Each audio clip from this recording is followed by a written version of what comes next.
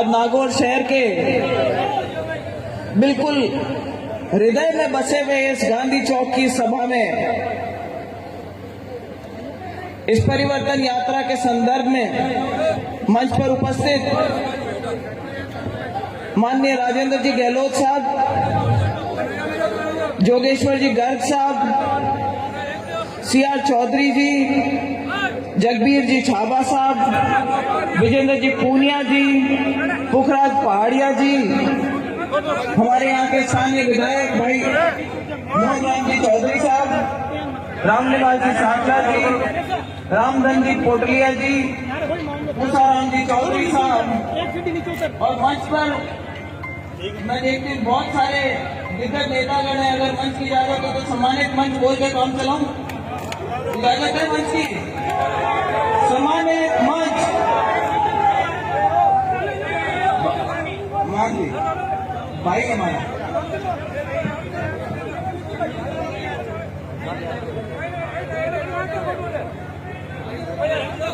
Bharatiya Janata party के परिवार में शामिल होने के बाद आज लगभग एक सप्ताह का समय हुआ है और इस परिवर्तन यात्रा में आज मुझे दूसरे दिन परिवर्तन यात्रा के साथ रहने का सौभाग्य प्राप्त हुआ है। मैं सबसे पहले तो हृदय से आभार व्यक्त करना चाहती हूँ उस भाजपा परिवार का जिन्होंने इतने अपनेपन के साथ में मुझे इस बड़े परिवार में जगह दी। और मैं विशेष तौर से धन्यवाद देना चाहती हूं कि एक ऐसी पार्टी जिसमें ऊपर से लेकर के नीचे तक, चाहे अमित शाह जी हो, चाहे नड्डा जी हो, उसके बाद चाहे दिल्ली के ऑफिस के अंदर अरुण सिंह जी और हमारे सीपी जोशी जी हो, उसके बाद जयपुर के कार्यक्रम जो रखा गया था भाजपा के कार्यालय में, उसमें पंचारिया जी हों और चंद्रशेखर जी हों, सभी को सबने मुझसे स्वर्गीय बाबा के बारे में बहुत इज्जत से बात करी और एक उन्होंने इच्छा जताई कि जैसे बाबा की शैली थी, हम चाहेंगे कि आप भाजपा के परिवार में सम्मिलित हो रही हो।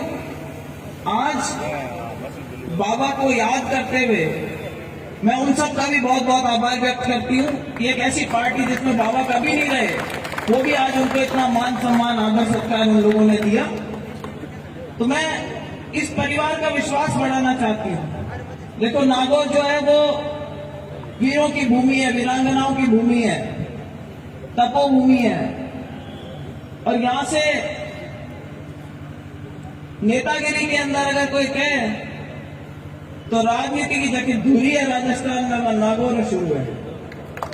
जो आवाज यहां उठती है वो पूरे राजस्थान में जाती है, पूरे राजस्थान में हवा बदलती है, और अमूमन विधानसभा चुनाव का और लोकसभा चुनाव का नतीजा राजस्थान में वो रहता है जो दिशा नागौर तय करता है। तो एक ऐसी भारी जिम्मेदारी देकर के एक पार्टी ने मुझे उसमें जगह दी, मान सम्मान दिया। मेरा भी दायित्व बनता है कि इस मंच के माध्यम से मैं मेरे सभी कार्यकर्ताओं, मेरे साथ में आए हुए भाजपा के नेताओं और जो दूर से सुन रहे हैं हमारी बात, उन सभी नेताओं को विश्वास दिलाऊं कि ज्योति मृधा भारतीय जनता पार्टी के हाथ मजबूत करने, इस पार्टी के संगठन को मजबूत करने नागौर, राजस्थान और हिंदुस्तान में मेरा प्रयास,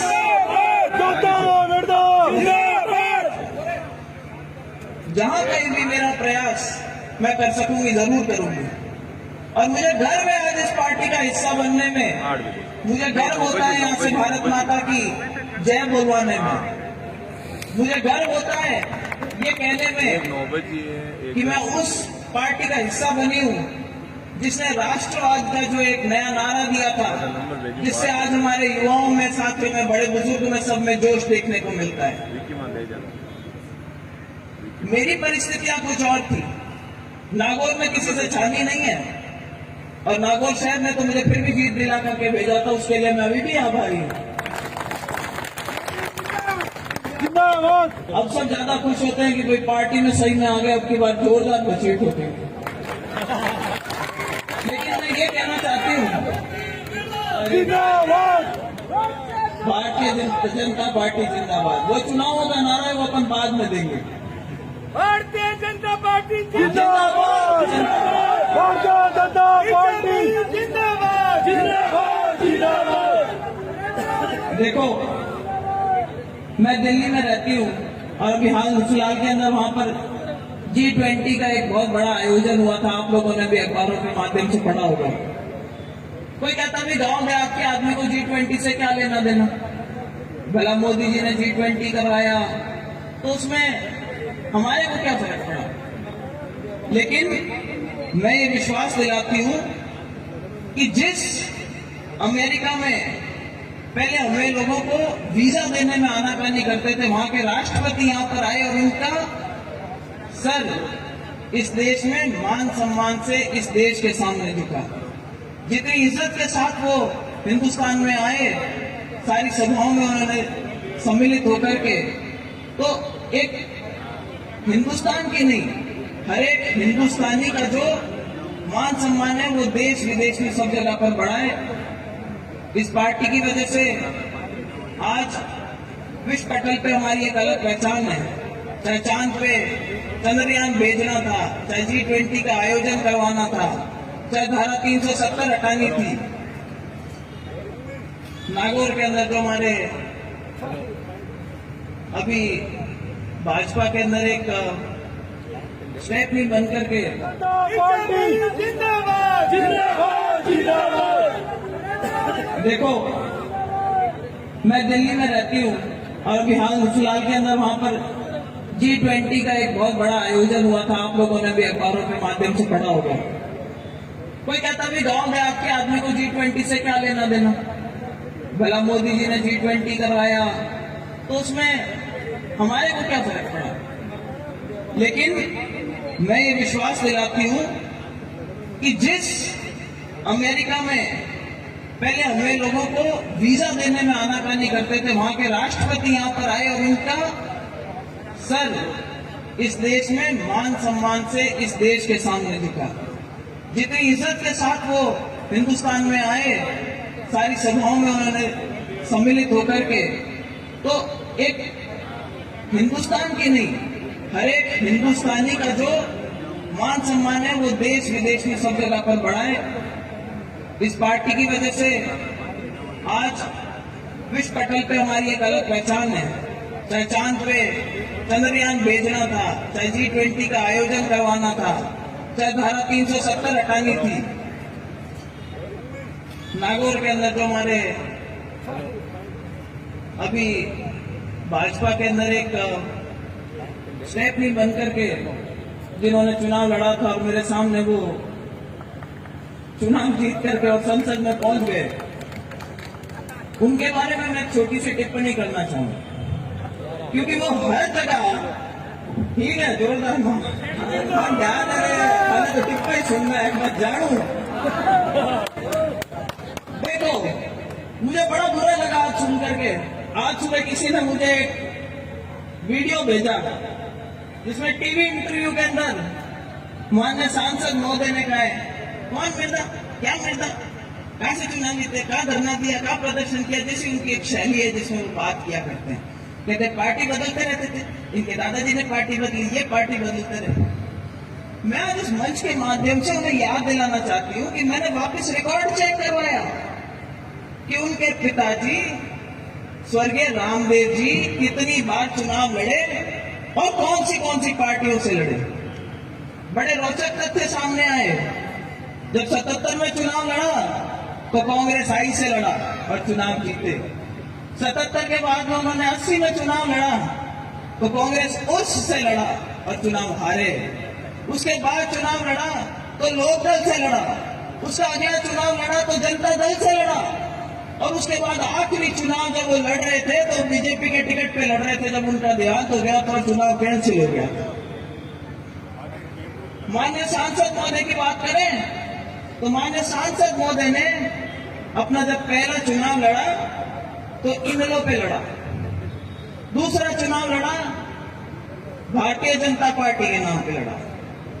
तीसरा लड़े, निर्दलीय लड़े। चुनाव लड़ने सामने आए।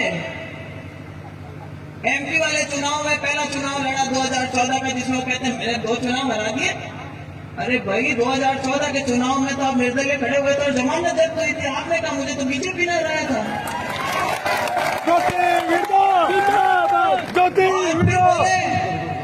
दूसरा चुनाव एक और हराया।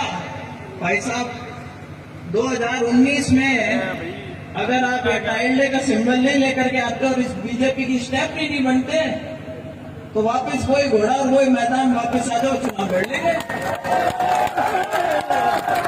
तो आनंदगढ़ ऐसी हल्की बात करना शोभा नहीं देता। नागौर का मान सम्मान, चाहे यहां से जो भी सांसद गए, जिस भी पार्टी के सांसद गए, उन्होंने लोकसभा में एक अपनी पहचान छोड़ी है। हम जब पूछते हैं क्या काम करवाया, कोई नहीं गिना सकता। आज मैं कांग्रेस छोड़ के आप लोगों के बीच में बीजेपी से आई हूं, तब भी आप मुझे इतने प्रेम के साथ में इतना आप मुझे यहाँ पर मान सम्मान देते हैं। क्यों देते हैं? क्योंकि जब मैं सांसद रही थी तो मैंने मेरे क्षेत्र के लिए बहुत काम कराने का प्रयास किया था। चाहे वो इंदिरा गांधी लिफ्ट न लाने की बात हो, चाहे यहाँ कॉलेज खुलवाने की बात हो, और एक एक पंचायत में बजट बांटने वाला जाकर के सांसद पहला और आखिरी सांसद था नागौर का।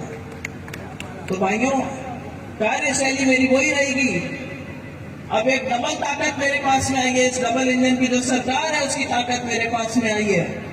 मैं आप लोगों से भी चाहती हूं कि आप मेरा सहयोग करें और आने वाले टाइम में 2023 के अंदर जब विधानसभा के चुनाव हो तो इस भाजपा पार्टी को भी लगना चाहिए कि हाँ, ज्योति मिर्धा को पार्टी में मिला करके हमने कोई गलती नहीं करी, हमने एक बहुत बढ़िया काम किया। आप लोगों का सहयोग रहेगा, ज्योति मिर्धा आप लोगों की ऋणी रहेगी, क्योंकि लोकतंत्र में ताकत जो है वो जनता की ताकत है। हमारी जितनी ताकत है कि हम मंच पर बैठ करके इतने नेता जो आपके सामने बात कर सकते हैं, वो इसलिए कर सकते हैं क्योंकि आप लोगों की ताकत ने हमें यहाँ पहुंचाया है। तो मेरा तो आप सबसे यही आग्रह रहेगा कि अब कहते हैं ना कि जैसे ले मिल गई, तो ज्योति जी अब क्या ठीक पार्टी में आया हूं। जगह जगह ये सुना। जयपुर से रवाना हुए, मेरे पड़ोस में कई लोग जानते होंगे, नंदू जी रहते हैं, बागड़े ब्राह्मणों के ढाणी है। मैं जब सांसद बन के गई तब उन्होंने मुझे कभी गुलदस्ता नहीं दिया, बधाई जरूर दी होगी। और परसों जब मैं दिल्ली से आई तब गुलदस्ता लेकर के खड़े थे सीट सिपाही में। ये काम जोरदार किया। मोदी जी का जलवा है, बिल्कुल सही बात है। आज उनका जन्मदिन भी है। मेरी ओर से और आप सबकी ओर से मैं उनकी दीर्घायु की कामना करती हूँ। आज रामसा पीर की भी जयंती है, आज विश्वकर्मा जी की भी जयंती है। उन सबको भी मैं इस मंच के माध्यम से याद करती हूँ। और मैं एक बार पुनः आप लोगों को ये विश्वास दिलाती हूँ कि ज्योति मिर्धा उसी कार्यशैली के साथ में आप लोगों के बीच में आती रहेगी, काम करवाती रहेगी, जैसा कि जब आपने उसको सांसद बनने का मौका दिया था उस समय आई थी। एक जोरदार जयकारा लगा हुआ, वंदे